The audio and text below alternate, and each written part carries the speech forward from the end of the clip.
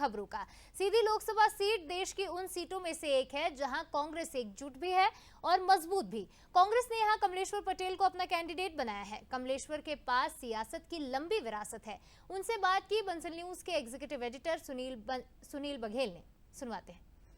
यूँ तो पूरे मध्य प्रदेश में घूमते हुए कहीं भी चुनावी उत्साह सड़कों पर नजर नहीं आता है, ना ही कहीं भाजपा कहीं नज़र भी आती है, लेकिन कांग्रेस बहुत बिखरी हुई नज़र आती है। लेकिन जैसे ही हम सीधी में प्रवेश करते हैं तो यहाँ पहली बार कांग्रेस एक संगठित रूप से लड़ती हुई नज़र आती है। तो सीधी के बारे में तो हम कहते हैं कि कोई भी रास्ता, ना तो यहाँ रास्ता सीधा है, ना यहाँ की राजनीति सीधी है। तो इस राजनीति से कैसे सामंजस्य बिठा पाते हैं?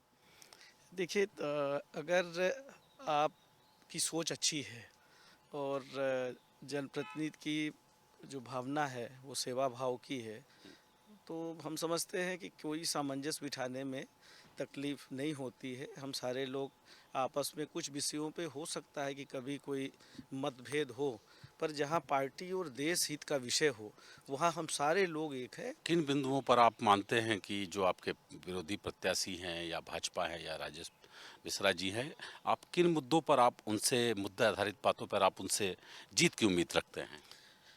देखिए, हमें उनसे जीत की नहीं, जनता जिताती है।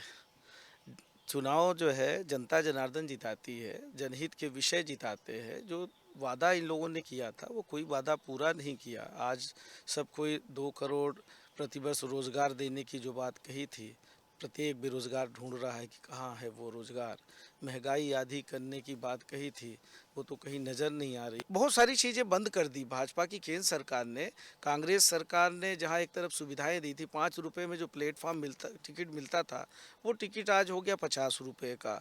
जो हमारे वृद्ध लोगों के लिए, पत्रकार लोगों के लिए 50% छूट थी ट्रेन में सफ़र करने का, वो भारतीय जनता पार्टी की सरकार ने बंद कर दिया।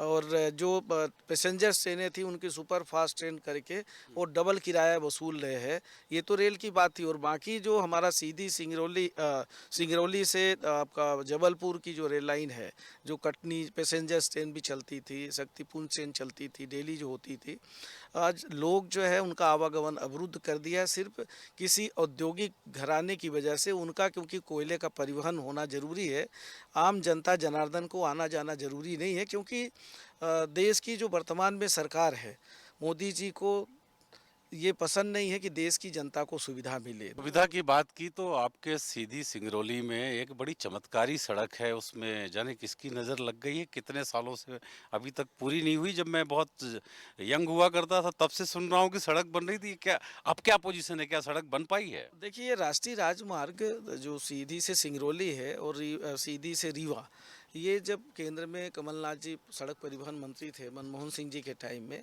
हम लोग जाके पूजनीय पिताजी, स्थानीय जनप्रतिनिधि जाके निवेदन किए थे, बहुत ख़राब स्थिति में थे। और उस समय सेंक्शन हुआ था पैसा 2011-12 में। तो सेंक्शन हम लोगों ने कराया। भूमि पूजन शिवराज सिंह ने देवसर में किया था। वो तो ऋतु और पाठक ने और की है। कई बार 3-4 बार उसका भूमि पूजन हो गया, 3-4 बार टेंडर हो गया, पर घोटाले की भेंट चढ़ती जा रही है। और प्रशासनिक उदासीनता की वजह से, सरकार की उदासीनता की वजह से, आज यहाँ के स्थानीय जनप्रतिनिधियों की उदासीनता की वजह से आज भी लोग परेशान हो रहे हैं। आज भी कई दुर्घटनाएं होती है, आवागमन अवरुद्ध होता है। सीधी सिंगरौली संसदीय क्षेत्र से बंसल न्यूज़ के लिए सुनील सिंह बघेल।